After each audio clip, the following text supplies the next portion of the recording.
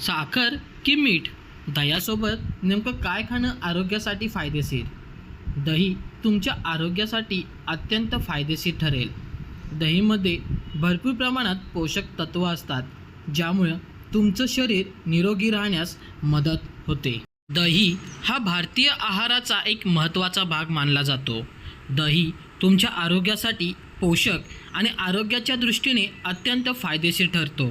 दहीमध्ये असलेले probiotics, calcium आणि प्रथिने तुमच्या शरीरातील हाडे मजबूत करण्यास, पचन सुधारण्यास आणि रोगप्रतिकारक शक्ती वाढविण्यास मदत करतात.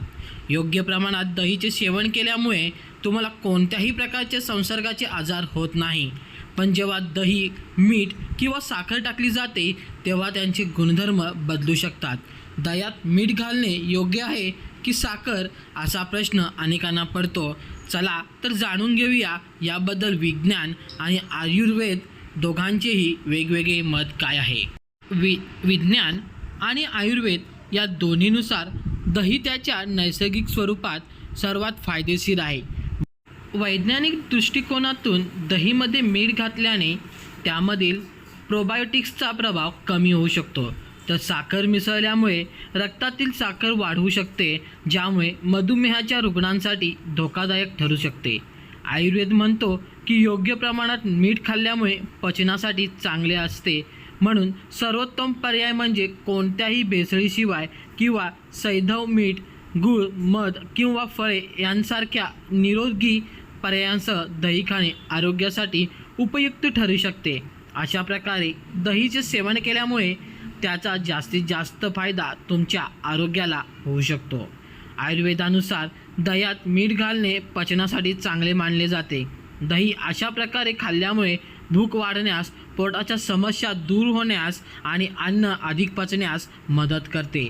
विशेषतः उन्हाळ्यात संयुक्त मिठासह दही खाणे फायदेशीर मानले जाते, कारण ते शरीराला थंड करते आणि इलेक्ट्रोलाइट संतुलन राखण्यास मदत करते.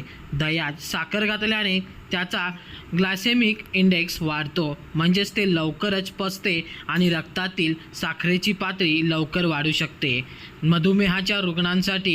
मधुमेहाच्या रुग्णांसाठी हे विशेषतः हानिकारक ठरू शकते. साखर घातल्याने दह्याची चव गोड लागते, परंतु त्यामुळे वजन वाढू शकते आणि चयापचय विकार देखील होऊ शकतात. आयुर्वेदातही दह्यासोबत साखर खाणे पूर्णपणे योग्य मानले जात नाही.